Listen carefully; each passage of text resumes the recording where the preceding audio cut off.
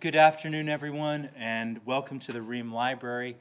My name is Brent Otto, Global Catholicism Fellow at the McFarland Center for Religion, Ethics, and Culture at Holy Cross.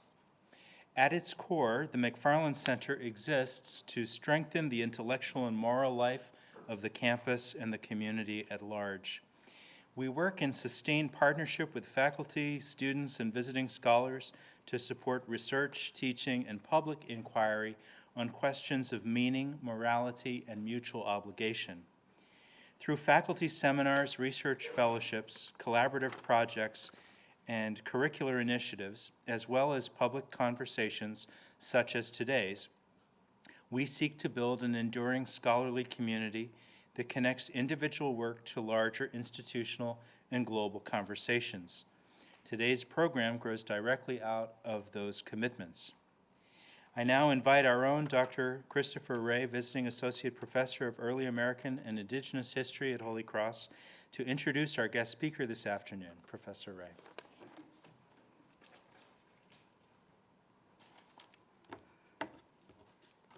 All right, I'm absolutely delighted to introduce Brady DeSanti, who is the director of the Native American Studies program at the University of Nebraska at Omaha. Very soon to be, congratulations on your promotion, professor of religious studies at UNO.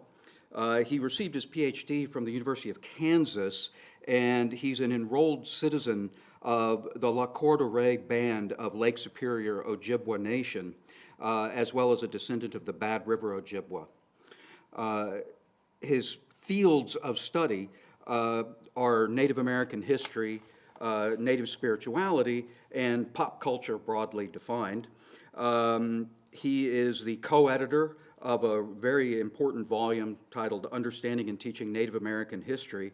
I don't know who the loser is that co-edited that, and we won't worry about it. But he also has written multiple articles on the Wendigo. Ask him anything about the Wendigo. He loves talking about it. And with that, I will leave the floor to Professor DeSanti. All right, thank you, Chris. Okay, well, late afternoon.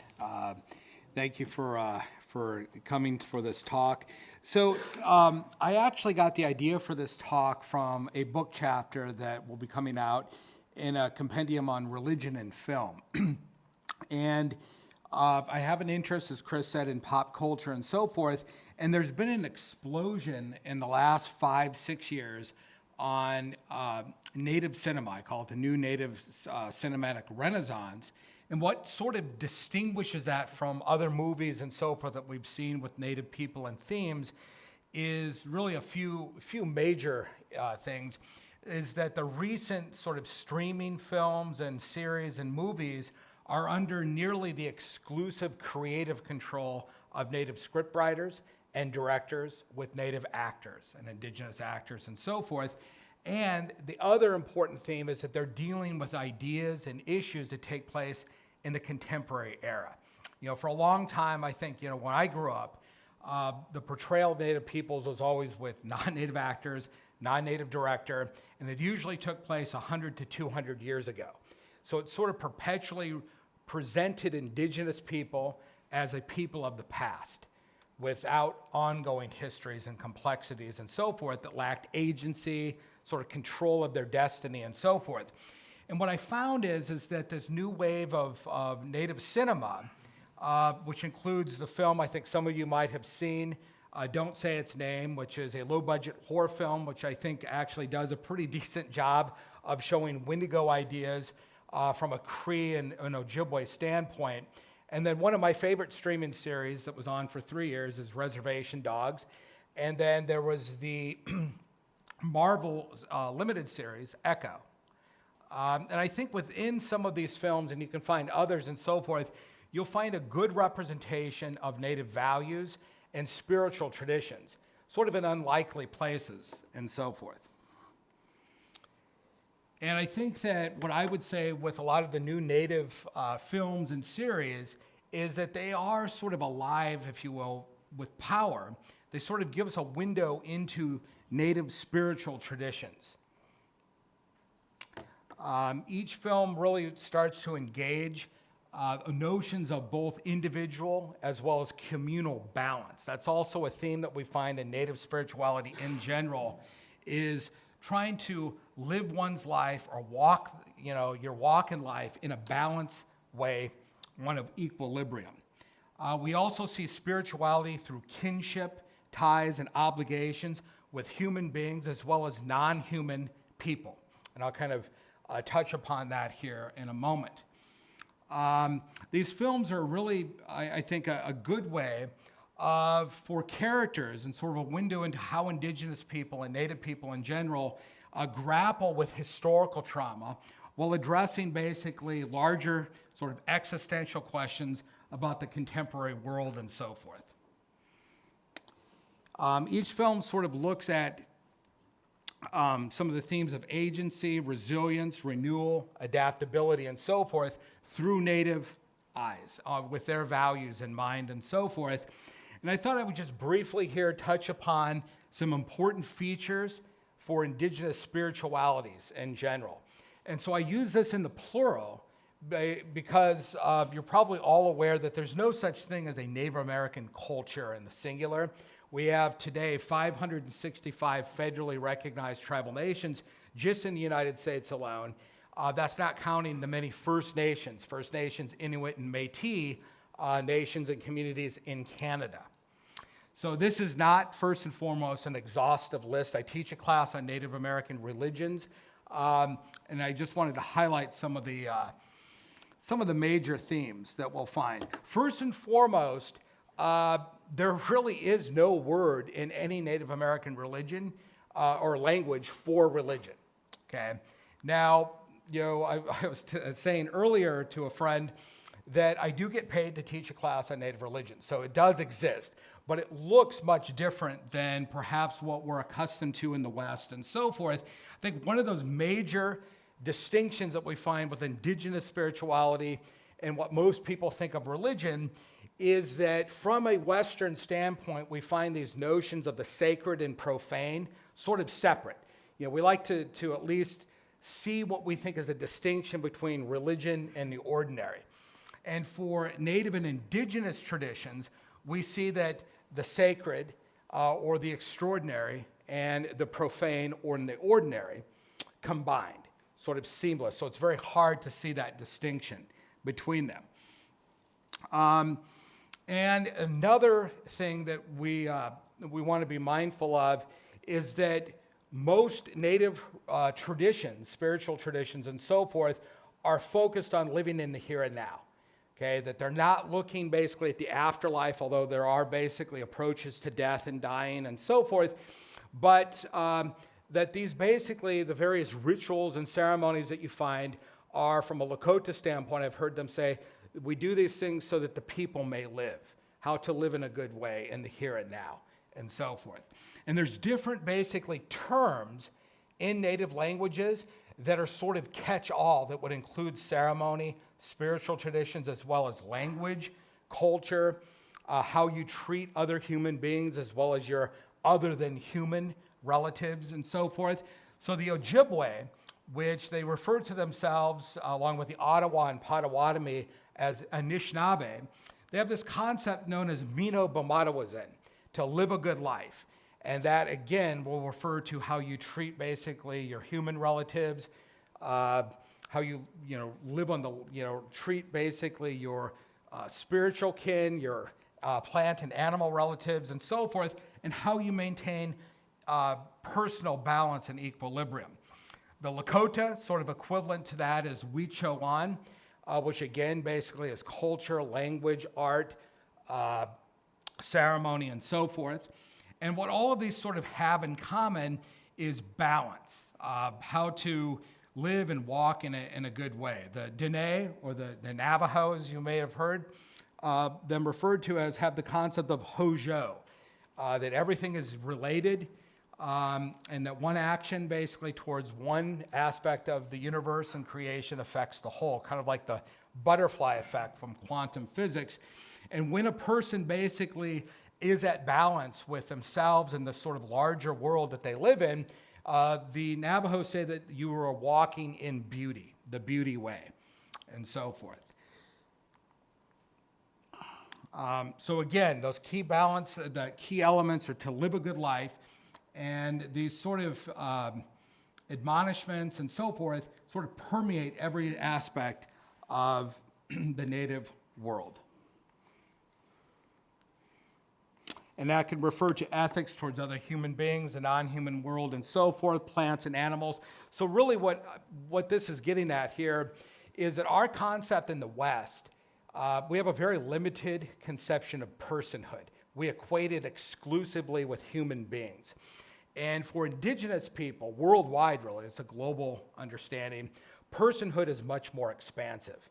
And therefore, you can be a person without being a human being. And I forget the anthropologist off the top of my head who coined the phrase other than human persons. So this includes plant people, animal people, star people, cloud people, water people, and so forth.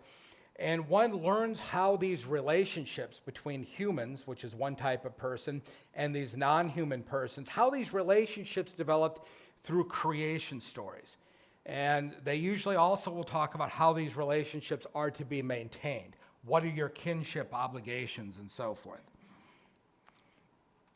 So let's look at before we get to the movie, Don't Say Its Name, which is by a Cree director and Cree scriptwriter. So they are an Algonquin-speaking people, First Nations in Canada, very closely related to the Ojibwe.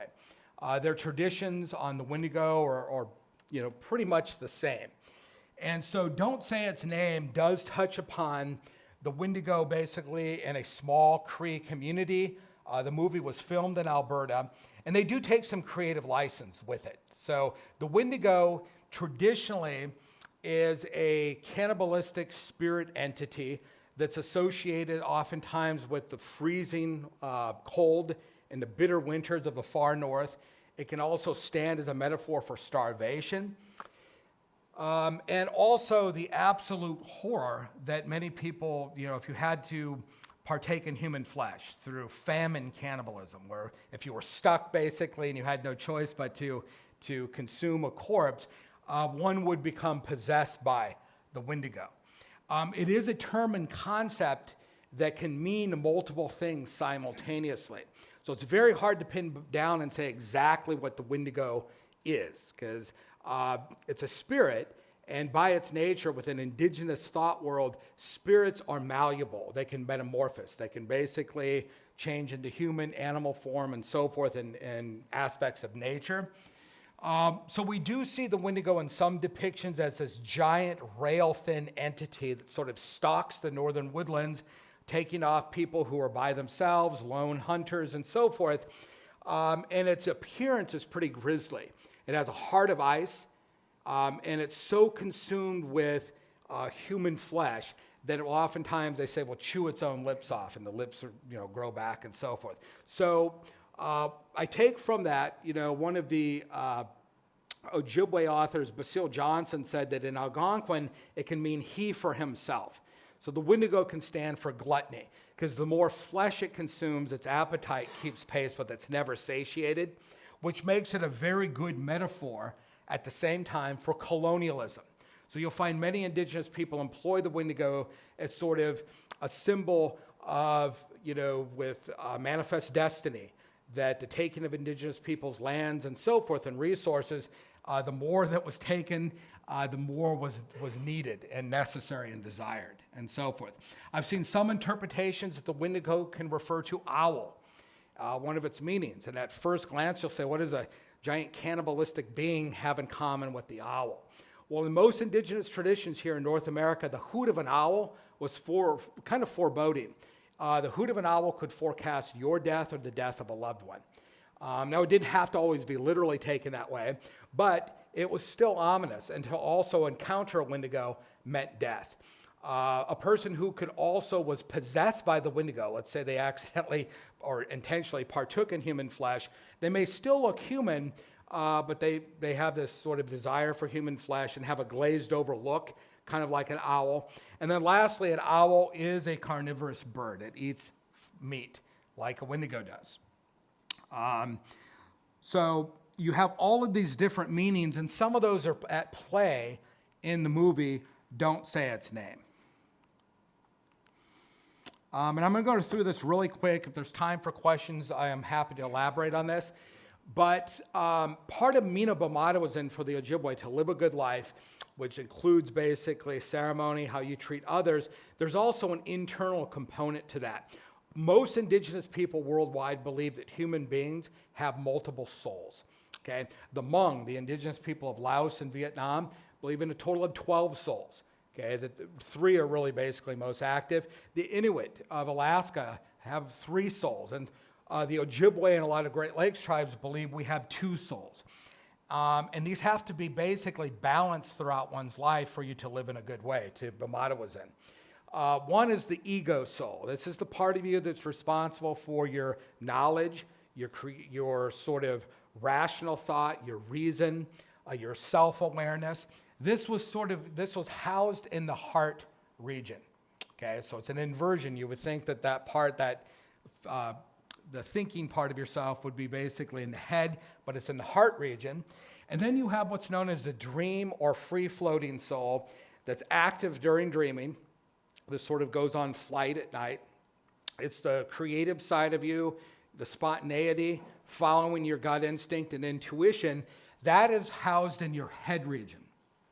And in life, people basically had to learn when to use these facilities at the right time.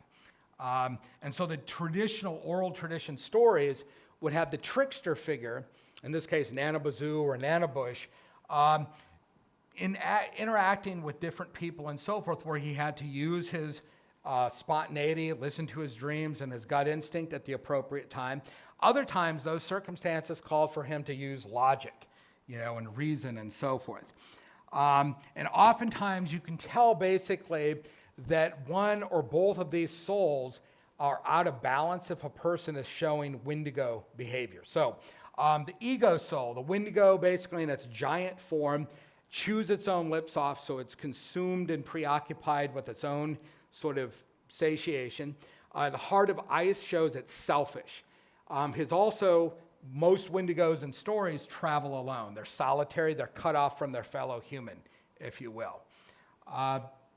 And with basically the dream or free-floating soul, we oftentimes see that that's the part of you that interacts with spirits, the free-floating or dream soul. And in particular, during vision quests, a puberty ceremony where for 4 days, you would go out and sort of make yourself vulnerable to the forces of the cosmos to sort of see what your life's destiny was supposed to be. And a spirit in animal form might approach you, and you'd enter into a kind of covenant with that animal. It would be your spirit guide, if you will. And we would also see that in native creation stories, humans are amongst the last. And it's interesting, I found that almost worldwide, humans are amongst the last in these creation stories, no matter how varied they are. And how that's interpreted for Indigenous people is that we're sort of the younger siblings of what came before us. The plants, the animals, the other sort of natural features. And then in a sense, the animals, because they come before humans, have greater power sometimes. They give themselves to humans, provided humans reciprocate by not overhunting the animal, burying the bones in a certain way to ensure that it returns through a form of reincarnation. You might also thank the animal spirit for having given its life. The Wendigo, from that standpoint, therefore eats what? Human flesh. It doesn't eat the animal kin that from the creation stories give themselves to humans. So that would be a sign perhaps that free-floating or dream soul is also out of equilibrium or alignment. Okay. So the film basically deals with some contemporary issues facing First Nations and Native Americans, tribal nations here in the United States, and that is with oil pipelines, mining activity, and for a lot of these communities hit hard by economic deprivation and so forth, that there's a split between how do we maintain our traditional ways of life and values on our terms while also developing basically jobs and employment, and so we can develop an infrastructure and so forth. And you see that play out with an activist who was killed by a mining company, and it basically throws the community out of balance. And you even see basically sort of a knowledge keeper, Carson Stonefeeder, who wants to maintain that balance and accommodation, but the mother of the daughter who's murdered sort of calls forth the Wendigo that possesses her deceased daughter, her murdered daughter, to take vengeance on not just the mining company, but also in the community, people who are seen as accommodationists. And so what's unleashed there basically is a lot of anger, and it sort of represents basically internalized sort of colonial mindset you find in these communities, sort of these mini civil wars and so forth, dealing with colonial, extractivist, sort of hyper-capitalist economies competing with attempts for Native peoples to maintain their ways of life and so forth. So I think that film does a wonderful job. It also, one of the last things, if you've seen that movie, one of the ways to cure a Wendigo was to melt its frozen heart, the sense of selfishness and anger. And at the end, to release her daughter, the mother basically burns her daughter's heart, which sort of releases that curse, if you will. They do take creative license with that a bit. So it's not a perfect example of Wendigo beliefs, but I do appreciate that it's being dealt with. The film is dealing with Native creatives and actors, doing things kind of on their terms. It has a similar film where the Wendigo is sort of used for vengeance on behalf of nature and so forth, the natural world out of balance, and the Wendigo sort of is sort of an emissary kind of getting revenge on behalf of nature.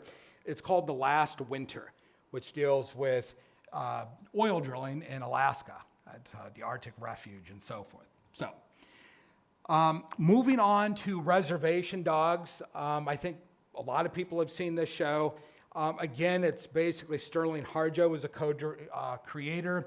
It deals with themes of humor, kinship, and how a community basically defines itself on its own terms and finds meaning in the here and now. So you've got a group of best friends that it opens up, the series opens up with them committing petty crimes that are somewhat humorous, and they're trying to get enough money to go to California.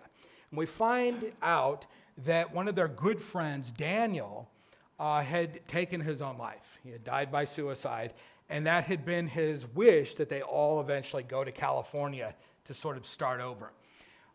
It takes place in Oklahoma. They never say what tribe, though, in the show, and that's kind of gets us on a different topic in terms of the strategy of sort of having a generic Native community that the tribe is not listed. But really, that's the overarching theme of the series, is basically these friends dealing with the loss of their friend through suicide and the ripple effect that has throughout the community. It sort of develops what I call a soul wound, not just in the core friend group and the entire community. And it changes these four best friends' lives. And where that hits really hard, basically, for a lot of Native Americans here in the United States and First Nations, is they have the highest suicide rate of any ethnic group. And there's a myriad of reasons behind that, but it is quite staggering. From a colonialism, a loss of hope, and so forth. And when they showed in kind of a flashback of Daniel's death, they did it very, very humanely. They tried to be as sensitive as possible. They had a medicine person, a Muskogee medicine person on set to be there for the actors themselves. Because those actors, being Indigenous, they all have people in their families and that they've grown up with who have also had suicide. And so they took that very seriously. And what we see basically is, from a spirit standpoint, we see basically what I think Reservation Dogs does really well is using humor and so forth, which I'll get to in a moment, but it's dealing with basically this concept of other than human persons sort of being very expansive to include emotional disorders like depression, anxiety, and suicide. You can see those basically, there's a really good native therapist named Eduardo Duran, and he refers to these conditions as visitors.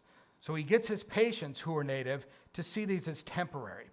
He also refers to them as the spirit of depression, the spirit of anxiety, and even the spirit of suicide. And he gets his patients to start thinking communally, meaning that, you know, maybe the spirit of sadness is visiting you, not just because of you, but on behalf of one of your ancestors who maybe died before they could find their peace. And what he's really good at is getting his patients to see that if they get healthy and so forth, they're not just healing themselves or being healed, they're healing their ancestors. So I think in Reservation Dogs, you can see the concept of what we call intergenerational trauma and historical trauma. Along with that is intergenerational healing and so forth.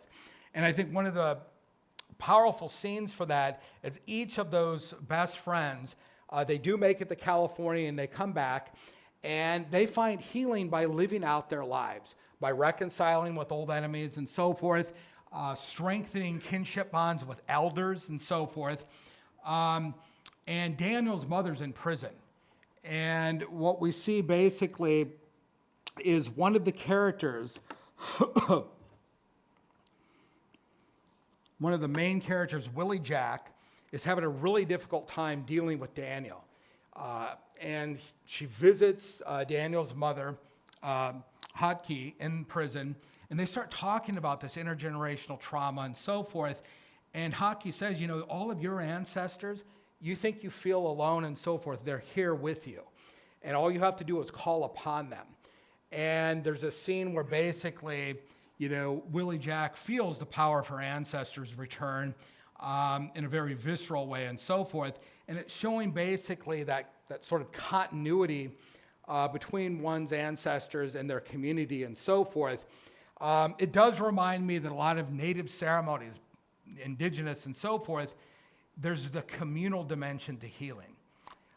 So illness may manifest itself in a single person, but a lot of these ceremonies, it's a sign that the rest of the community is also sick. And so these healing rituals will involve the entire community because everybody has a vested interest in that person getting better for the betterment of the community.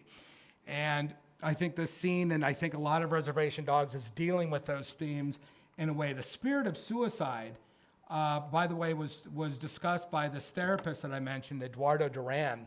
He wrote a book called Healing the Soul Wound, and he talks about the spirit of suicide as the spirit of transformation, that there's an aspect of something in that person's life that needs to sort of metaphorically die so that there's a rebirth, a transformation.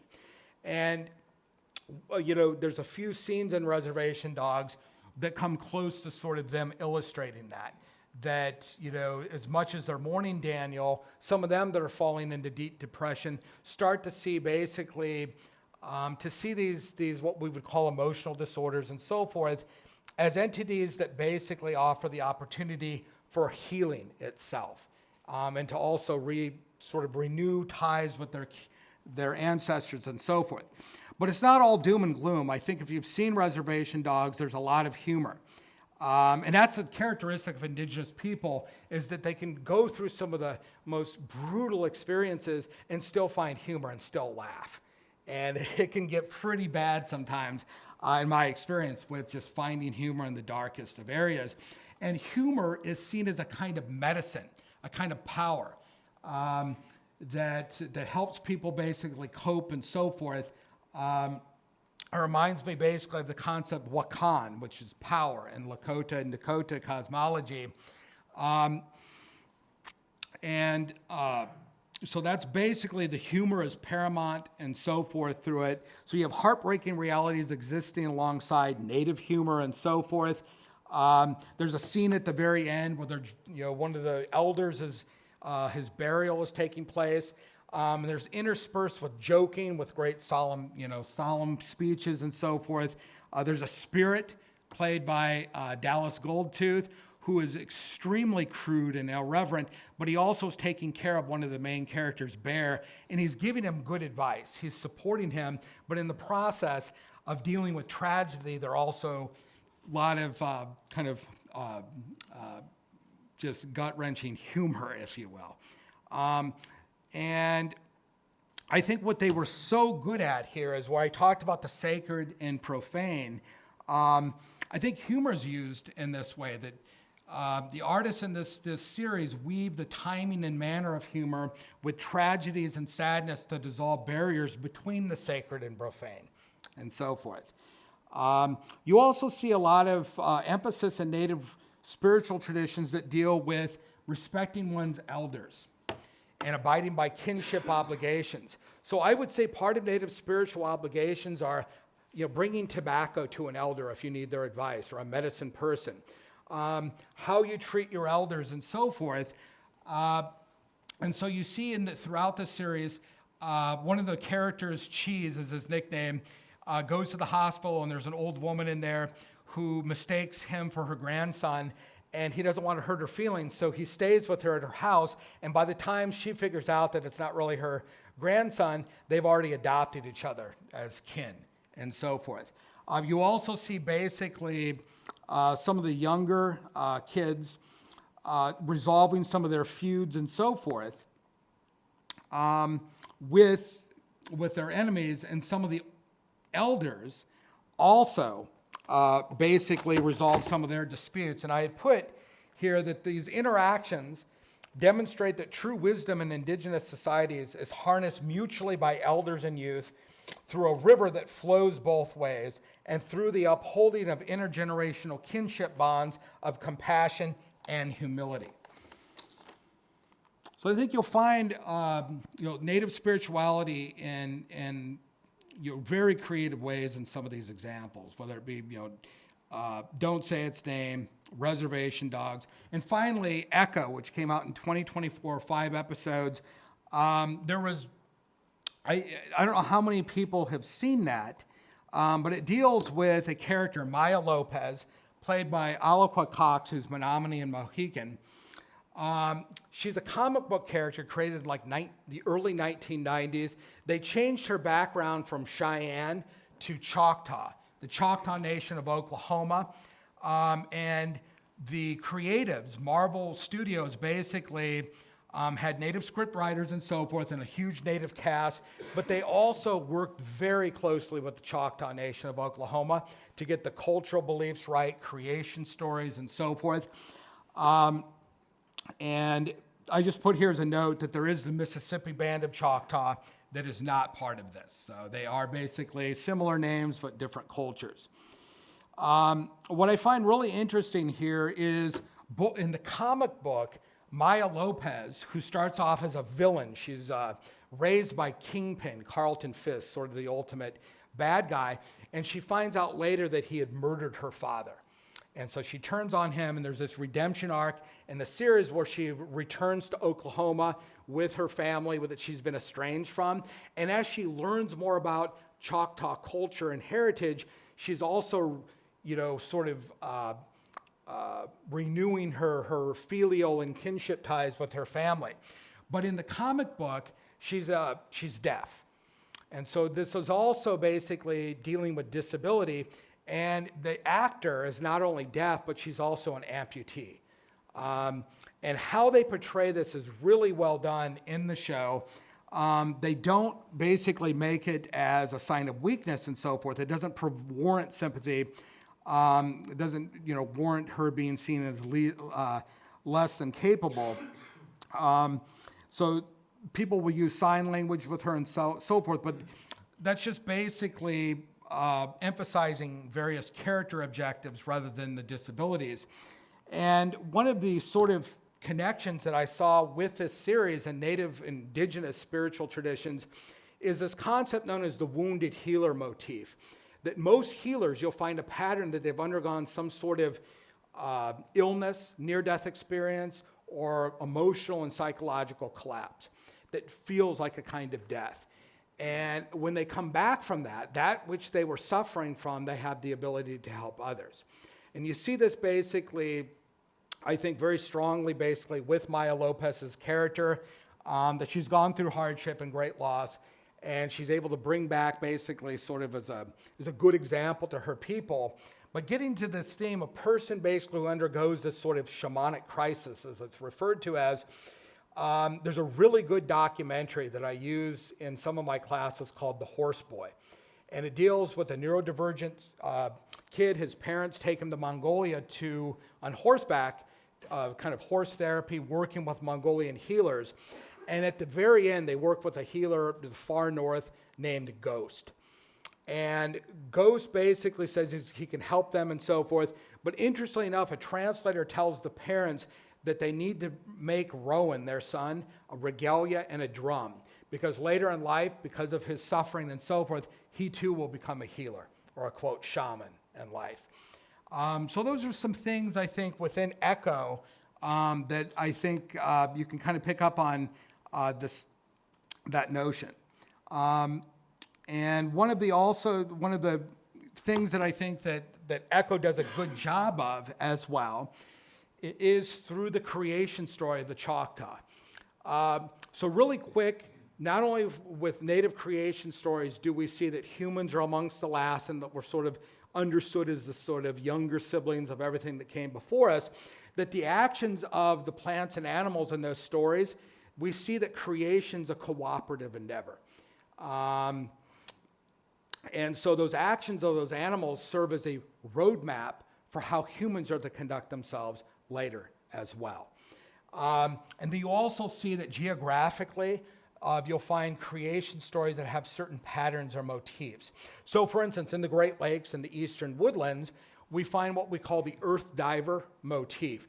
Usually there's some sort of flood where one of the beings, usually muskrat, is told, hey, the trickster figure can recreate the present world, but he needs muskrat to dive beneath the water and get a little piece of mud, and he refashions the present world.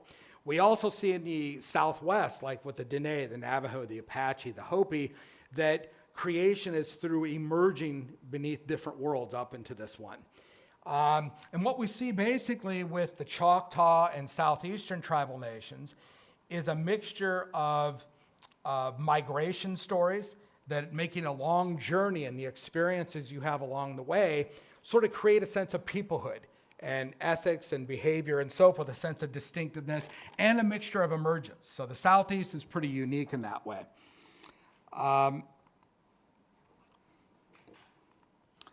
And so with the Choctaw creation story, most tribes have multiple creation stories. And one of the Choctaw stories, they have two brothers, Choctaw and Chickasaw, transporting their dead a great distance until they encounter a holy woman who teaches them to plant corn. Afterwards, tired of staying in place, a medicine person places a pole in the ground and tells the people to follow the direction that the pole leans towards each morning. The journey is long and fraught with hardships, but the pole eventually remains straight upon entering a land of plenty.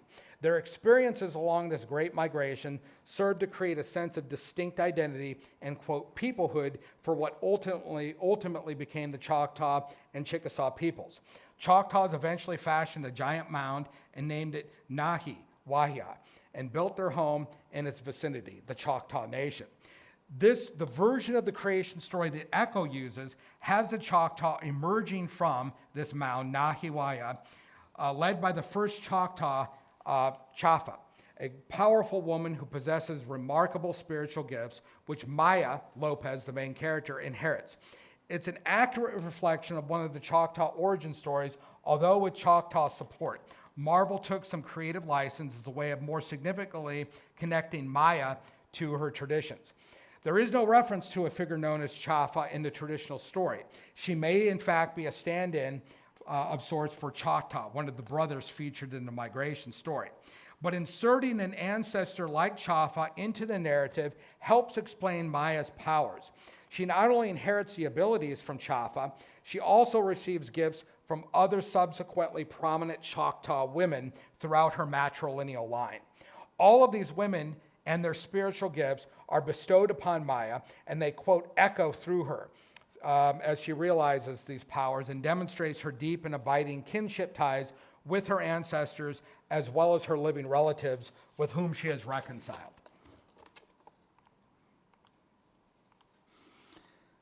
So one of the main points here is to emphasize that Native peoples and their spiritual traditions are living traditions, that they have ongoing validity, viability, and so forth, and that Native Indigenous spiritual values permeate every facet of their life. There's a creative spirit at work within film, music, dance, language, relational kinship ties, and grief and humor. These are all elements of what it means to live and to walk in this world that you see basically showcased in these films and series. And I like the concept of the Lakota walking the red road. To live in this life with all of its frailties, its sorrow, its grief, mixed in with its humor, its love, and so forth. And these traditions basically are shown in these films, I think, through Native people's eyes, with their values and so forth. And I think the kind of a hallmark trait of the new Native cinematic renaissance is that it shows the script writers, the creatives in general, and the actors sort of imbuing and imparting their spirits into their films and these streaming series. And I think it helps us as viewers grasp and appreciate Indigenous values, beliefs, and ethics, and hopes and aspirations. So I realize that I went pretty quick. I'm happy to answer any questions if we have time. I don't want to take up time that I don't have. Any questions whatsoever? You okay? Any questions on the MC, I guess? I can bring the microphone on and stand to question. Yeah, if you saw the film, I know that Chris had screened that with some of you. Anything that I didn't mention that you have questions, I'm happy to try and answer.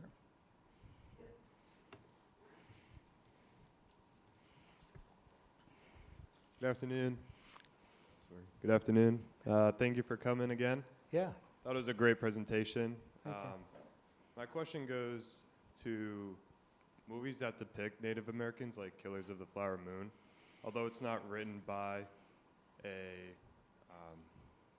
Native American scriptwriter or directed by one, does that invalidate like the message or the film of how it depicts Native Americans? No, that's a good question. And Killers of the Flower Moon is, I think, a powerful film. It's deeply, it speaks to the Osage, really, and what they went through in the early 20th century through what they called the Reign of Terror, where the oil was found in their reservation in Oklahoma. And many of them were temporarily some of the richest people in the world.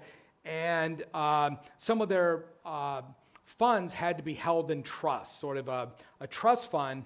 And you started to see non-Osage people in the area murder those people for what we call their allotments, their sort of oil rights. And it was the first FBI case, and it's, they're in their inceptions to find out who was killing off a lot of the Osage.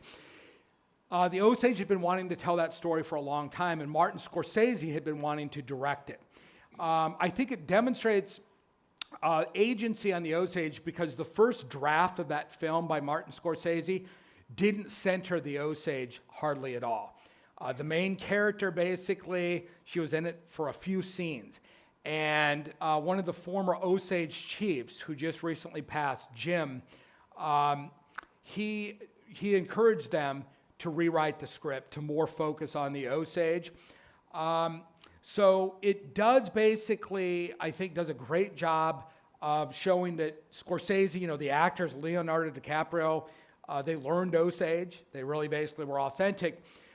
There are some non-Osage Native peoples who didn't like to see that movie because it's so tragic and it's hard to see Native peoples murdered right and left on the screen. It sort of brought up basically sort of the idea that whereas the contemporary Native films are showing Native peoples in the driver's seat with agency and so forth, so for a lot of Osage people, this is deeply part of their history they wanted to tell. For non-Osage Native people, it was difficult. And it also still basically is a film that's dealing with events over 100 years ago. I'm not saying that the creative control behind it somehow made it bad. It did show a collaboration. It basically, for the Osage, I think, serves its purpose. It's also a historical educational movie. If you can get through it, it's about 3.5 hours long. But it does have a little controversy with non-Osage Native people. Uh-huh.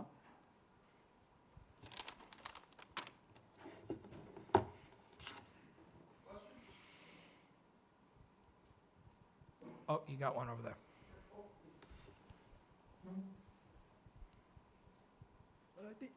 Thank you so much for the talk. I just wanted to know, what was sort of the message behind the presentation? I know that you were listing a bunch of facts about Native Americans and their ideals and what they follow.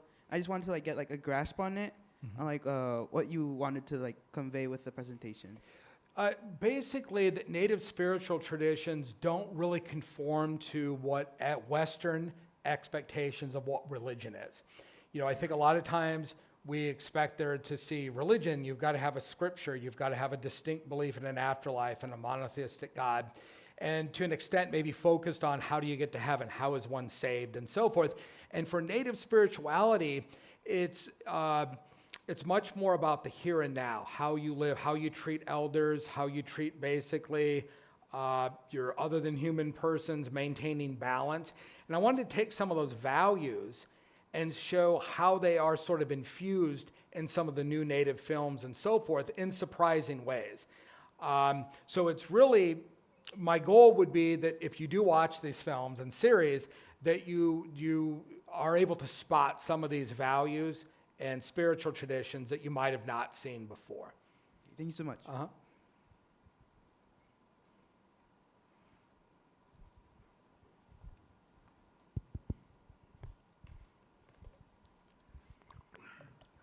Thank you so much. I'm in a Latin American art class, and we talk a lot about the representation of Native groups of South America, and one of the tensions being art that's created depicting Indigenous groups, but not created by Indigenous artists. So, what are some of the biggest tensions that you see in filmmaking between films that really take into account the truth of Native beliefs and those that kind of broad stroke it and use a lot of stereotypes? Yeah, thank you for the question. So for a long time, back in the old days, the 50s, 30s, 40s, 50s, you did see non-Native peoples in acting roles, with wigs, pancake makeup to make them look darker. It was embarrassing. And then furthermore, those films basically sort of portrayed Western tropes. And by tropes, I mean sort of the triumphant march of westward expansion, Manifest Destiny. So it was sort of replicating what we call the master narrative, that American history was more about marching from sea to shining sea and overcoming an untamed wilderness. And with Native peoples, they become part of that wilderness to be tamed and civilized. And that sort of changed through the Western was the powerful medium to do that, to sort of play out a lot of the American mythology. In the 60s and so forth, you started to see Native Americans with the civil rights movement and so forth in acting roles. Okay, that was a big deal. But really one of the critiques was the themes and ideas and representation were still being controlled by non-Indigenous directors and scriptwriters. And with that, you still saw themes and of the Western and Native peoples depicted hundreds of years ago. That resulted in basically the idea that Native peoples are people of the past without an ongoing present and so forth. And so I think with this, the new Native cinematic renaissance, social media has been a big deal too, because now you have on different platforms Native creatives who can get out there on TikTok and whatever the latest social media platform is with ideas and get known as influencers. And studio films pay notice to that, and they might get an idea that they otherwise wouldn't. So too with streaming. Films now aren't just at a sort of art festival for a weekend that get good reviews but nobody sees. Now they're on streaming where people have access to them regularly. And then finally, you're seeing basically the depiction of Native ways of life in the here and now, not 100, 200 years ago. And the script writers and directors are predominantly Native from specific tribal nations. I think representation is key on that point.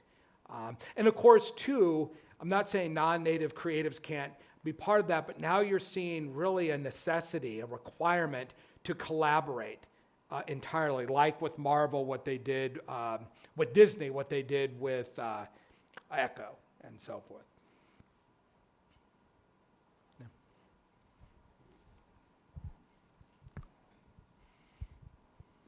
Thank you for doing this. So my question I had is that kind of going back to Echo, Marvel has an exceptionally large actually cast of Native American characters compared to other DC, for example. Right. Why do you think that is? A lot of them showed up in the 70s and 80s, and then it kind of stopped for a while.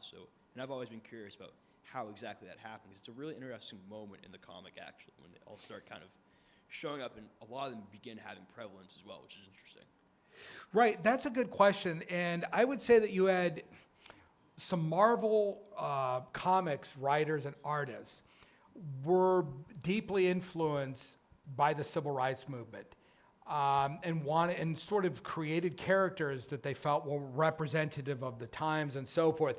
So, for instance, our old friend the Wendigo is a sort of villain within Marvel Comics, and there's some accuracy in terms of how it's depicted. But you're right, you see basically with Maya Lopez and others, and I think that at one time, basically during the civil rights movement, I do think that you had Marvel script writers and artists that just were a little more in tune with, Stan Lee and so forth. We're big on that. But I definitely think that Echo, how many of you have seen Echo? I'm just curious. Some of you? Okay, so how about Reservation Dogs?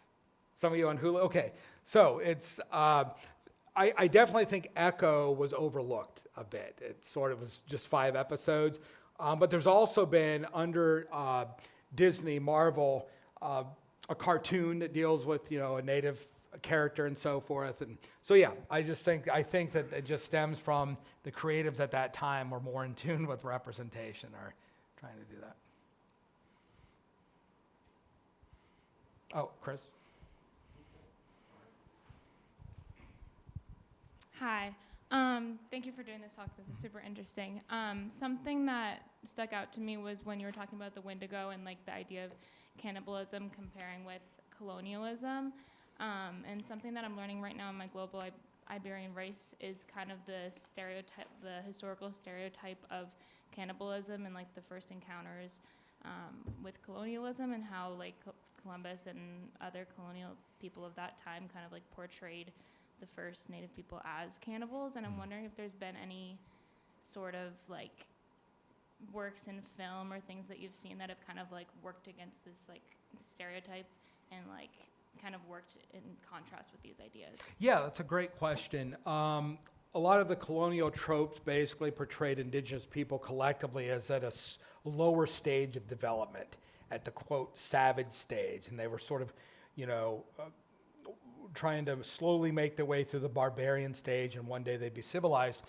The Wendigo basically, one of the things I'll say really quick, the Ojibwe had a strong rule against cannibalism. It was completely taboo, and so the Wendigo sort of represented the true horror and fear that famine cannibalism, that you'd be trapped somewhere and have to partake in human flesh and you become possessed.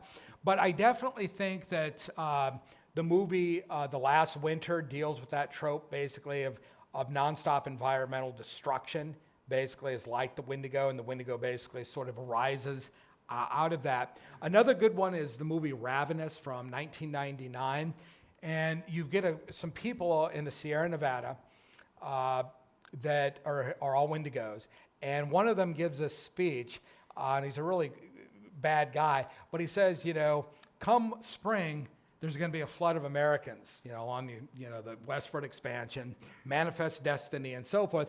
And he said he basically is making an illusion that just as they're Wendigos, they're not going to kill everybody, but what's coming with the stream of nonstop settlers is unstoppable. So in a sense, there's a sort of internalized Western critique in that movie, comparing to Wendigo as a critique of Western expansion and colonialism.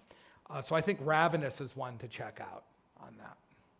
And it's kind of there's some humor in it too, so. Oh, Chris. Hi, thank you so much for doing this talk. It's kind of a darker question, but it's something I'm really interested in.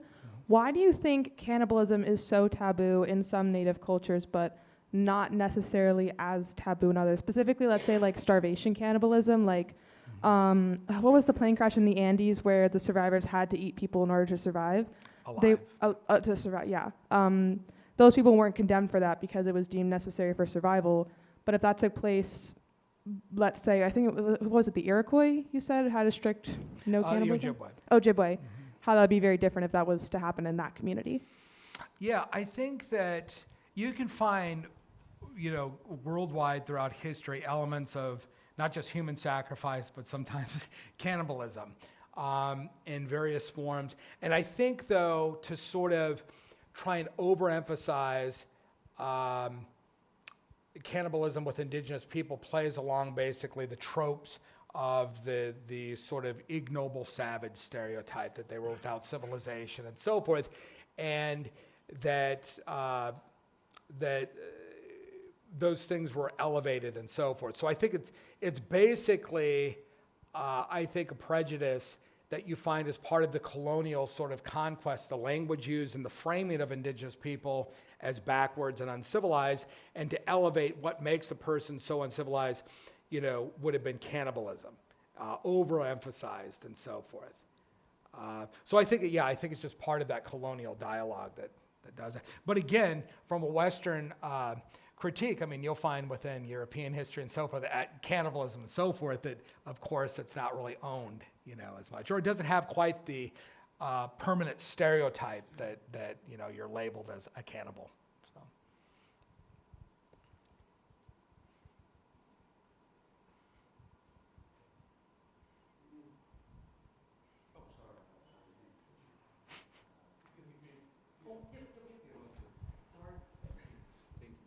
Thank you, Brady, for the talk. And I would like to ask you, how is the reception of these films in international festivals, indigenous film festivals, for example? I know that there is like a big movement around the Americas, especially Latin American indigenous films. And especially in international festivals, they are very popular. They are becoming very popular and creating a space for indigenous voices and images. How is in the case of the films that you are studying? How is that? Their presence in international festivals, I mean, the reception of people and film festival organizers, for example. Well, yeah, I mean, how are they greeted by their communities? Or, yeah, I think basically what's interesting is that a good sign that there's been so much of a surge of Native representation at the creative level that there's been room for internal critique. Has anybody seen Dark Winds? Okay. I think it's an excellent show. It takes place, in the 70s on the Navajo Reservation, which is the largest reservation in the United States. And they got all indigenous actors, but most of them weren't Navajo. And there are about 150,000 fluent Navajo speakers. And so in the first season, a lot of the Navajo were very upset that the actors, even though they're Native, weren't speaking the correct dialect of Navajo, which necessitated that the Native creatives consult with a Navajo cultural and language expert to sort of alleviate the critiques. And normally what's interesting is that Native peoples would be critiquing how they're portrayed by movies and series made by non-Native creatives. Here, you have enough, I think, critical mass of Native representation where it's become okay to criticize internally about how they're being portrayed and so forth. Can you actually have a series or film that takes place with a particular tribe?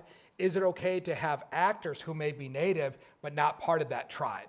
And that's sort of the new debate that I have started to see and so forth. So. We have time for one more question, if there's one more. Anyone? Bueller? Bueller? Bueller? No? Okay. Okay. Well, Thank thanks you. very much for attending.